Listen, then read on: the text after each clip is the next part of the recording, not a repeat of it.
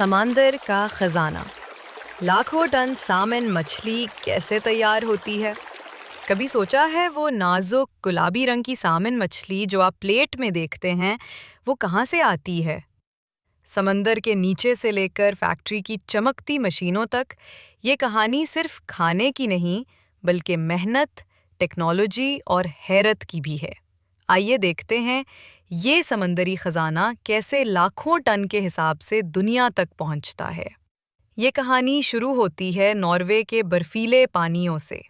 یہی وہ ملک ہے جو سالانہ 10 لاکھ ٹن سے زائد سامان برآمد کرتا ہے، یعنی ایک صنعت جو 35 ارب ڈالر کی معیشت کو چلاتی ہے۔ یہ مچھلی اپنی زندگی کے اختتام پر ایک عجیب سفر کرتی ہے۔ ہزاروں میل تیرتی ہوئی وہ اپنی پیدائش کی جگہ پر واپس آتی ہے۔ راستے میں تیز ریپڈز، خطرناک شکاری اور بے رحم پانی، مگر قدرت نے اسے ہمت اور سمت دونوں دیے ہیں۔ اب بات کرتے ہیں شکار کے لمحے کی۔ اگست کے مہینے میں شمالی بحر اور اوقیانوس میں درجنوں ماہی گیر کشتیاں سمندر میں نکلتی ہیں۔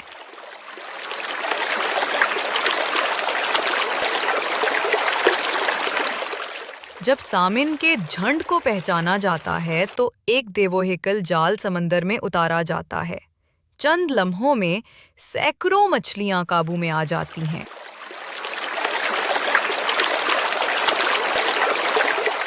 اور پھر وہ لمحہ آتا ہے جب مچھلیاں برفیلے ٹینکوں میں ڈال دی جاتی ہیں تاکہ ان کی تازگی برقرار رہے۔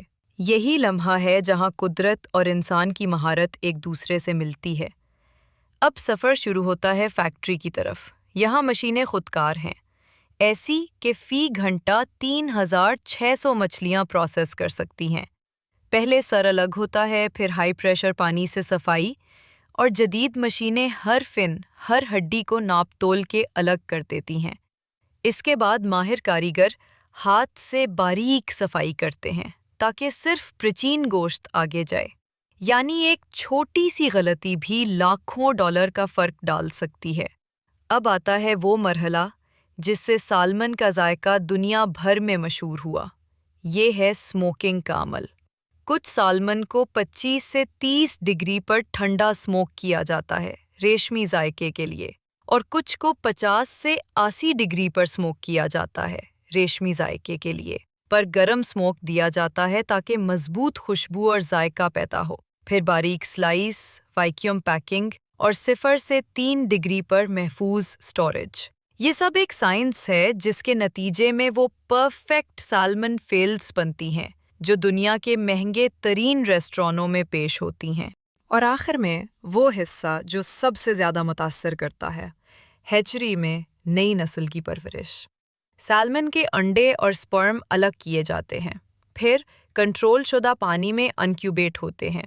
چند ہفتوں بعد بچے پیدا ہوتے ہیں، پہلے فرائی پھر سمالٹ بن کر بڑے پانی کی طرف روانہ ہوتے ہیں۔ یہی وہ سائیکل ہے جو زمین کے ایک پرانے وعدے کو زندہ رکھتا ہے، زندگی سے زندگی کا تسلسل۔